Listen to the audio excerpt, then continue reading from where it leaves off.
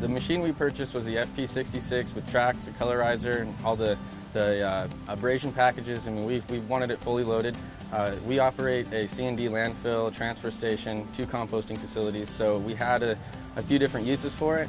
And now trying to jump into the bulk material market, we have a bunch of lumber byproduct to deal with. And so we were fighting a tub grinder. I mean, changing screens alone was like a day's project.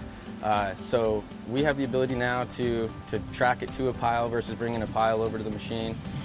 We wanted to be able to color all the C&D waste that we get, because we don't like seeing it get in the landfill. There's just no reason for that.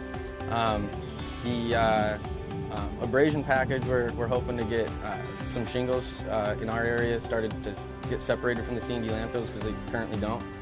We've got asphalt companies partnering with us on that. Yeah, she's big and red.